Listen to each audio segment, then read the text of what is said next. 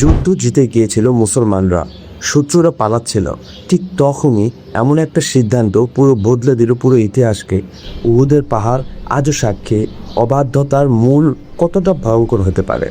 625 খ্রিস্টাব্দ, মদিনার উত্তরে উহুদের বিশাল পাহাড় ছিল। 1 বছর আগে বদরের যুদ্ধ কুরাইশরা চরমভাবে পরাজিত হয়েছিল। এবার তারা এসেছে প্রতিশোধ নিতে, প্রায় 3000 সৈন্য নিয়ে। রাসূলুল্লাহ আলাইহি ওয়াসাল্লাম বেরোলেন প্রায় 700 সাহাবী নিয়ে।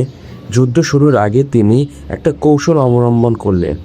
পাহাড়ের পাশের সরু গিরিপথে 50 জন তীরন্দাজকে দাঁড় করিয়ে স্পষ্ট নির্দেশনা দিলেন, আমরা জিতি বা হারি, তোমরা তোমাদের জায়গা ছেড়ে যাওয়া না।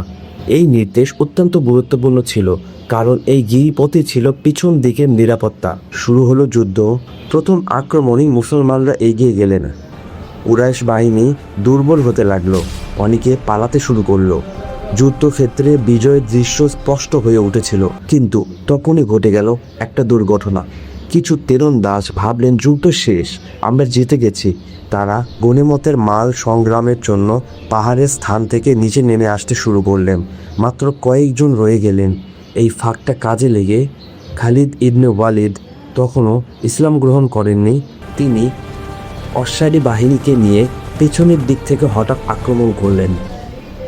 হঠাৎ যুদ্ধের চিত্র বদলে গেল। মুসলমানরা দুই দিক থেকে ঘিরে গেলেন। বিশৃঙ্খলা ছড়িয়ে পড়ল চারিদিকে।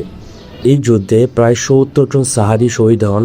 তাদের মধ্যে ছিলেন রাসূলুল্লাহ আলাইহি ওয়াসাল্লাম প্রিয় চাচা হযরত হামজা আলাইহি ওয়াসাল্লাম। রাসূলুল্লাহ আলাইহি ওয়াসাল্লাম নিজেও আহত হন, দাঁত মোবারক ভেঙে যায়, মুখ রক্তাক্ত হয়, এমনকি গুজব ছড়িয়ে পড়েছিল রাসূল নিহত হয়েছে।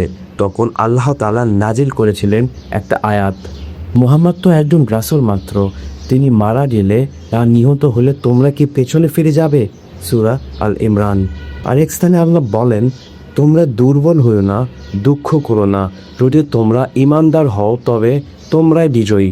সূরা আল ইমরানে একটা আয়াতে আল্লাহ স্পষ্ট বলেন, তোমরা দুর্বল হয়েছিলে, নির্দেশ নিয়ে মতভেদ করেছিলে এবং অবাধ্য হয়েছিল, তাই এই বিপর্যয় তোমাদের হয়েছে। দুনিয়ার লোভ সব থেকে বড় পরীক্ষা। পরাজয় হয়েও পরে ঈমান শক্ত করার মাধ্যমে আমরা এই পরীক্ষাটা অর্জন করতে পারবো।